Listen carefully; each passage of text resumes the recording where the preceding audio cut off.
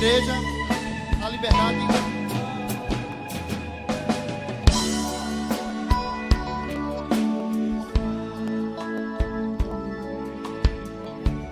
Lindo para Jesus. Se queres paz, é só crer no Senhor.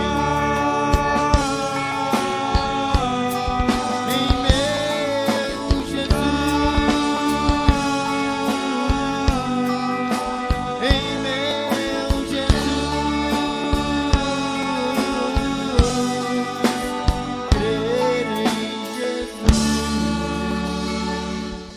Bom dia! Espero que você, internauta, telespectador, tenha se deleitado com esta belíssima música interpretada pelo conjunto Embaixadores de Sião. Estamos juntos outra vez nessa manhã de segunda-feira, hoje dia 12 de setembro. E hoje ouviremos dentro de instantes a conclusão da mensagem ministrada pelo pastor Antônio Júnior na última sexta-feira. Quero antes lembrar a todos os nossos amigos internautas, telespectadores, que o programa Opção para a Vida é veiculado todos os dias, de segunda às sextas-feiras, na TV Master, TV a cabo, canal 20 e no YouTube. Inclusive, nós fazemos um apelo para que você, internauta, comunique a amigos, parentes, para que nos acompanhe, para que esteja também conosco ligado sempre. Deus tem uma bênção para a sua vida, para a sua família e para o seu coração. Portanto, ore para que este programa permaneça no ar. Se você também sentir o desejo de cooperar, de colaborar, de contribuir para que este programa continue no ar, você poderá fazer uma generosa oferta, deixando na livraria Manancial, por trás das lojas Olacante, quem mora aqui em Campina Grande. Ou, se você quiser, pode depositar, Agência Banco do Brasil, agência 3331/meia dúzia, que aparece abaixo aí do seu vídeo, ou a conta corrente 7.551/5. 7.551/5. Nós ficaremos imensamente agradecidos pela sua contribuição. Quero deixá-los agora com o pastor Antônio Júnior, trazendo a conclusão desta mensagem que ele iniciou na última sexta-feira. Nos aguarde.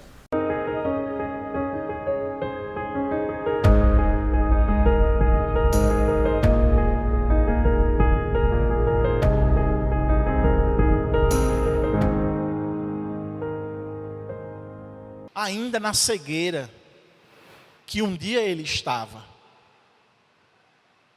E provavelmente aqui, ele não só pensava nos seus compatriotas, mas eu entendo por implicação que ele estava pensando na sua família também, que era judeu. Lembre-se que Paulo era da tribo de Benjamim. Dentre de todas as 12 tribos, Judá e Benjamim foram as duas tribos que mais foram fiéis a Deus. É tanto que o cativeiro babilônico ele só vem depois de um tempo para Judá. E Paulo era da linhagem de Benjamim.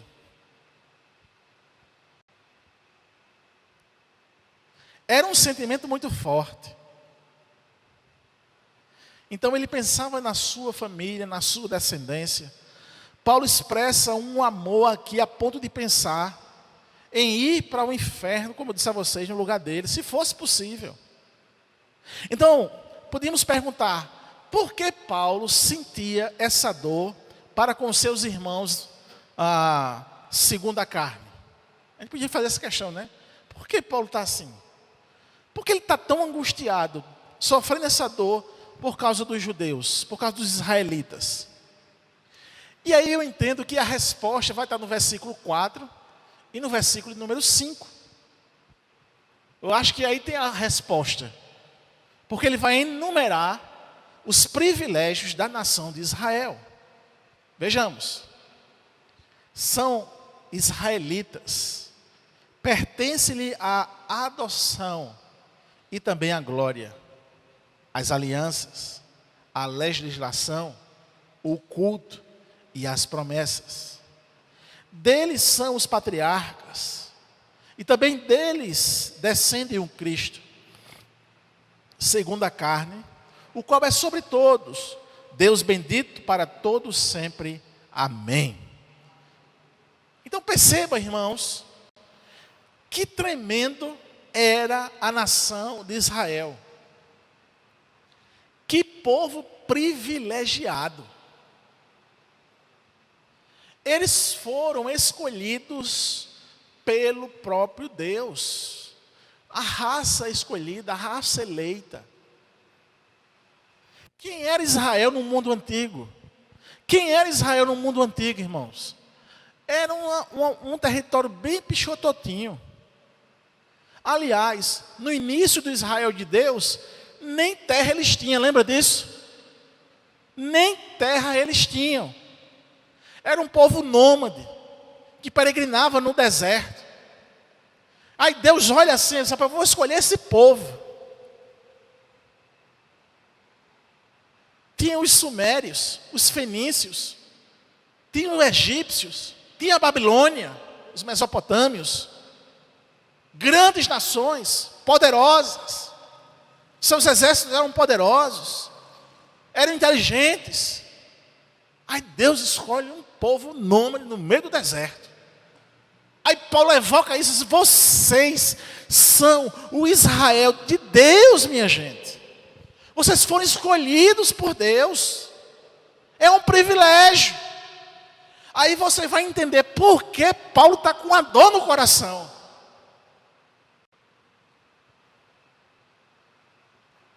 Esse povo, eles foram adotados. Em meio a tantos povos, que embora fossem grandes, ricos, com grande exército, era um povo sofrido e esquecido, eram nações esquecidas por Deus.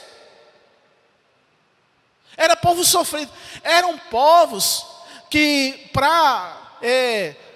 na ideia desses povos, dessas grandes civilizações, para que algum tipo de Deus que eles faziam, a sua fúria acalmasse, eles tinham que matar uma pessoa, fazer sacrifício humano. Eles tinham que oferecer bebês em sacrifício. Era um povo sofrido. Era um povo que quando vinha a seca, morriam milhares de pessoas de fome. Porque eles não tinham a tecnologia da agricultura. Israel tinha. Até hoje tem. Entendeu, irmãos? Israel, eles tinham, irmãos, a revelação de como ter higiene para lavar as mãos, para tomar banho. Aquele povo não tinha. Uma das razões para Israel, um povo bem pequenininho, um território bem pequenininho, vencer exércitos poderosos, é que tinha um princípio bíblico de quando a pessoa morrer, enterrava. E o que era isso? Higiene. Porque as nações grandes deixavam os seus mortos, e os mortos que ficavam ali, eles transmitiam doença. Aí o exército ficava fraco, aí quando Israel chegava grande, robusto, sadio, dizimava aquele outro exército. E ficava todo mundo impressionado. Mas como é que um exército bem pequenininho destrói um exército grande? Então era um povo privilegiado. Era um povo que tinha sido escolhido. E eles eram considerados filhos de Deus.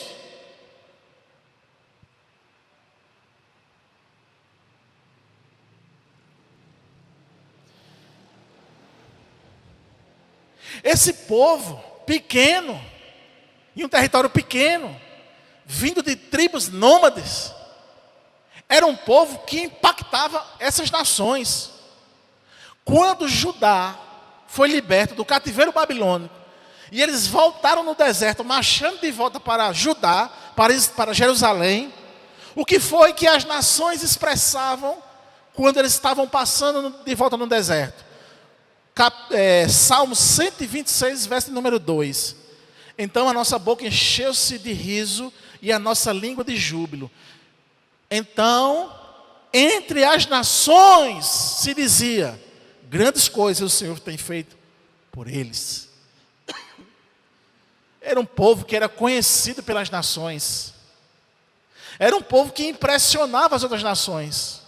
Porque imagina só, a grande Babilônia destruída, o grande império macedônico, persa, o grande império persa, não, vão embora, gente. E esse povo passando, e as outras nações vendo eles, disse, rapaz, olha aquele povo que passou aqui humilhado há 70 anos atrás, agora voltando com a cabeça erguida, marchando no deserto. Grandes coisas o Senhor fez por eles. Então, enquanto as outras nações atribuíam os grandes fenômenos da natureza a deuses, a nação de Israel tinha a revelação que tudo tinha sido criado por Deus. Olha que privilégio. Olha que privilégio. É o que Paulo evoca, no que ele diz aqui. Enquanto os outros tudo diziam, é Deus tal, vinha um trovão, é Deus não sei o quê. Vinha a chuva, é Deus não sei das quantas. Ia para o mar, é Deus não sei das quantas. Israel sabia que tudo era feito por Deus Todo-Poderoso. Israel conhecia o Deus verdadeiro. As nações não. É um privilégio ou não é?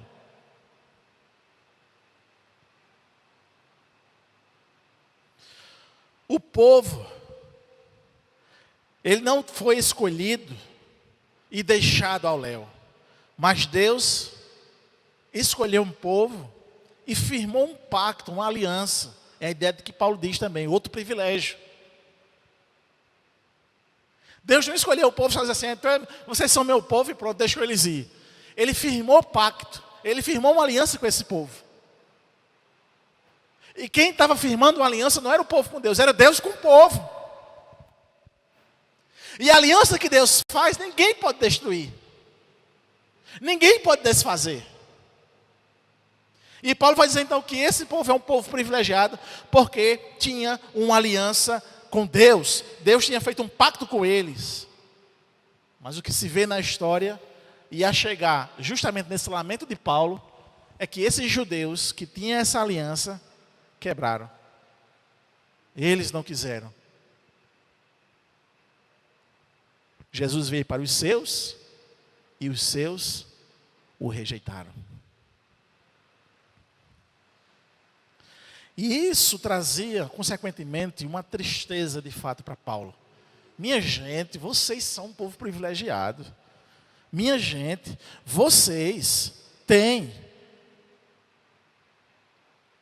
Vocês pertencem à adoção. Vocês viram a glória de Deus manifestada na natureza, no cosmos. Vocês viram a glória de Deus manifestada nos grandes milagres. Deus abriu o mar e o povo passou a pé enxuto. E depois que o povo passou, os inimigos vindo em carruagem, um exército poderoso egípcio, o mar fechou, lambendo todo mundo. Eles viram a glória de Deus. Deus se manifestar por uma sarça. Deus se manifestar num monte, dando para o povo a sua lei, os mandamentos.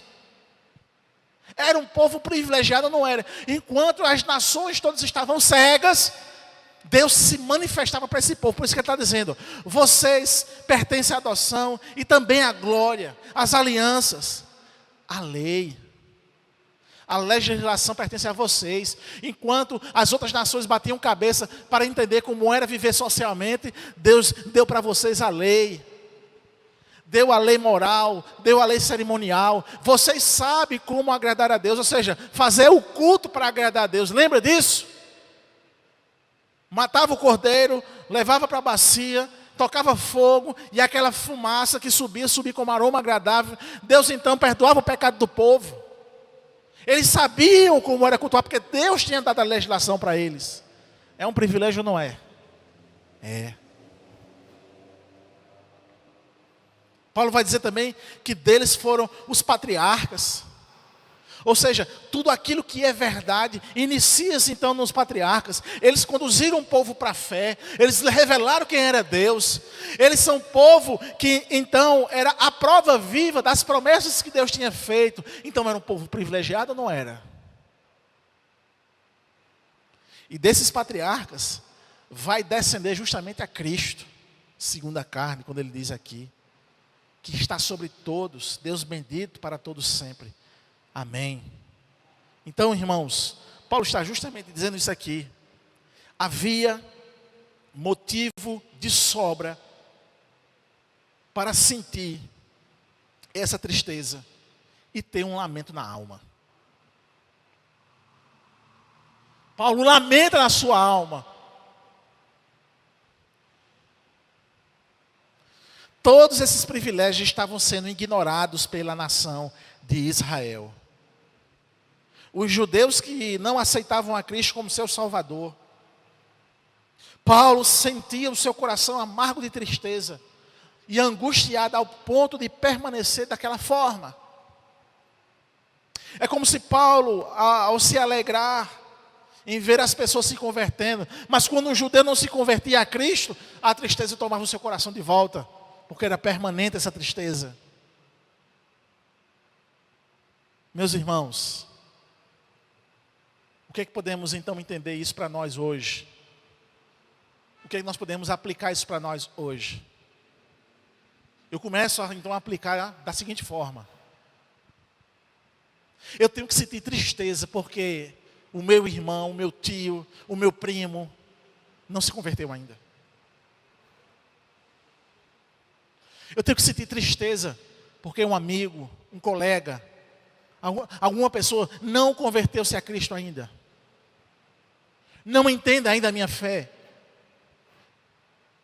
Não participa comigo dos cultos. Eu tenho que entristecer-me quando mesmo sendo injuriado, acusado, mas entendendo que aquela pessoa não está em comunhão com Deus, eu preciso me entristecer. Porque eu sou crente. Eu não sou um justiceiro. Amém, irmãos? Eu sou um crente. E eu tenho que me compadecer com aquele que não está na mesma comunhão. E isso, irmãos, essa aplicabilidade é para absolutamente todos. Todas as pessoas. Sejam elas amigas, sejam elas inimigas. Essa é uma ideia bíblica. E nós temos que então colocar ela em prática. Porque se eu sou crente, eu já aceito essa ideia, amém? Eu já aceito ela pela fé, mas eu tenho que colocar ela em prática. Eu não posso sossegar então. Eu tenho que lamentar. Lamentar. Outra coisa que aprendemos aqui, irmãos, é que Paulo, ele é muito corriqueiro nisso. E que, nesse entendimento, entendemos que tem desaparecido o seio da igreja. É que Paulo nos ensina lá no início de que ele não está mentindo. Ele não mente. Ele não está mentindo. E para isso ele recorre à sua consciência e recorre ao Espírito Santo que testifica com o seu espírito de que está mentindo ou não. E penso eu que isso tem desaparecido da igreja, essa consciência de dizer a verdade, de estar com a verdade. Já foi ensinado, inclusive aqui, no Sermão do Monte, que quando você for dizer alguma coisa, você não precisa dizer, eu juro perante o meu Senhor, eu juro com a minha mãe morta, não precisa fazer isso. Se você é crente, se você está dizendo, é verdade. É verdade. Agora, se não for verdade, você, além de mentir, enganar o outro irmão, se prepare. Porque o juízo de Deus vai sobre você. Porque além de você entristecer o próprio espírito, você vai atingir outra pessoa com a sua mentira. A nossa palavra deve ser sempre verdadeira. Nunca deveríamos mentir, enganar, falsificar.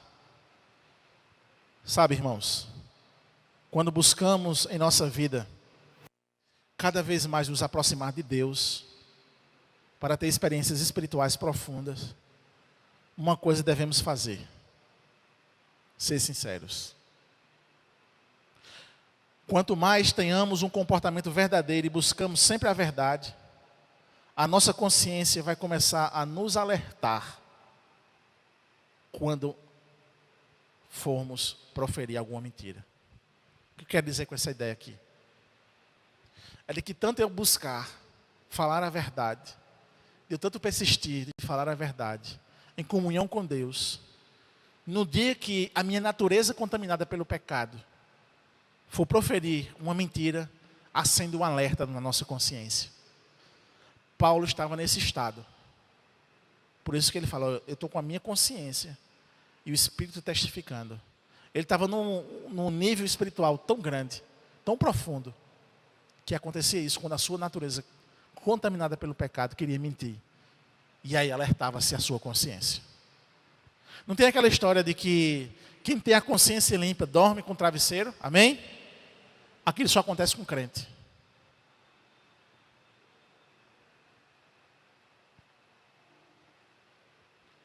O ímpio não vai acontecer isso. Não existe.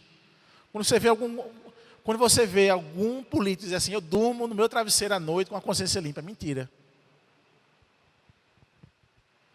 Não tem ninguém para alertar a sua consciência. Você está perdido, é pecador. Só há um alerta na consciência quando você tem o Espírito Santo. Amém?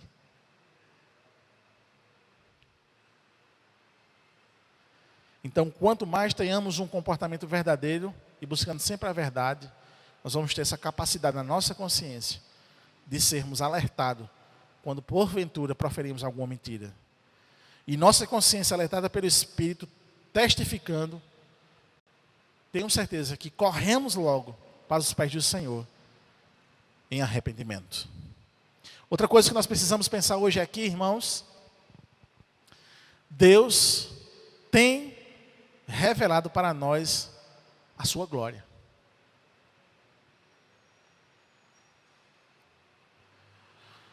O crente é o povo escolhido de Deus.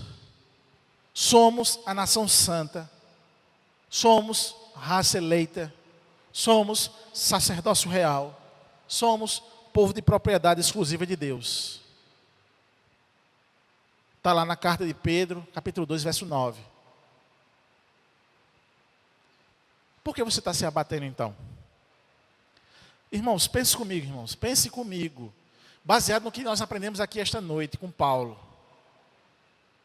Se eu sou privilegiado, se eu encontrei a verdade do Evangelho, amém? Amém? Se eu encontrei salvação em Cristo Jesus, se eu estou inserido na sua igreja, e na sua igreja agora eu passei um servo, amém? Por que você encontra razão em abater a sua alma? Eu não estou dizendo que a sua alma um dia não vai ter esse momento de abate. Sim, talvez todos os dias. O que eu estou dizendo é que não há razão de continuar abatido, irmãos, amém? Por quê? Porque você é privilegiado. Você poderia estar na fila de condenados e nunca ter ouvido o Evangelho. Mas você ouviu o Evangelho, você está hoje aqui. Você é privilegiado. Toma vergonha.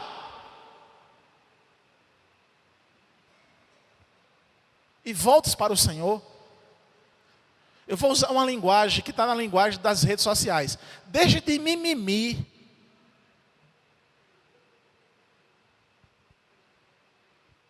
Deixa de... É porque não olhou para mim, é porque não fez isso, é porque não me deu a paz, é porque não sei o quê, é porque o pastor Júnior, é porque não sei o quê, é o pastor Bosco, é não sei quem. Ai, para, você é privilegiado. Você encontrou Jesus, melhor, Jesus lhe encontrou. Amém. Você tem razão de marchar? Milhares. É insondável a razão de você ser feliz, porque você é privilegiado. Pega esse abate por causa de mimimi, de coisas pequenas, e joga esse abate para a família, tua família que ainda não se converteu. Se preocupa com aquela pessoa que não é crente ainda, que não encontrou salvação. Entende, irmãos? O Evangelho é algo profundo. O Evangelho é algo que vai mais a fundo, de fato, do que as querelas do nosso dia a dia, do que aquilo que está na nossa consciência por causa da nossa carne contaminada pelo pecado. O Evangelho é muito mais do que isso. O Evangelho é a glória de Deus. O Evangelho é o poder de Deus. O Evangelho é Cristo Jesus na cruz de Calvário sangrando e pagando o preço pelo meu e o seu pecado. O Evangelho é reconciliação com Deus, aleluia. O Evangelho lhe tornou filho de Deus. O Evangelho lhe colocou num patamar de que ninguém pode acusar de você, porque você não tem mais condenação sobre a sua vida, aleluia. Esse é o Evangelho que nós estamos aprendendo. Por isso, sai aqui desta noite dizendo: Senhor, em nome de Jesus, eu quero lutar contra essas coisas pequenas que me abatem. Porque se eu for de me abater, que eu me abata de tristeza pela minha família que não é crente, pelos meus amigos que não são crentes, por este mundo ainda que parece no pecado. Eu acho que deve ser esse nosso pensamento, a nossa intenção. Amém, irmãos? Acredito que você foi profundamente abençoado através de toda a exposição da palavra. Não perca o programa Opção para a Vida de amanhã, quando estaremos juntos para mais uma reflexão para nossa edificação. Tenham todos um bom dia, que todos recebam as bênçãos do Pai, do Filho e do Espírito Santo, e até amanhã.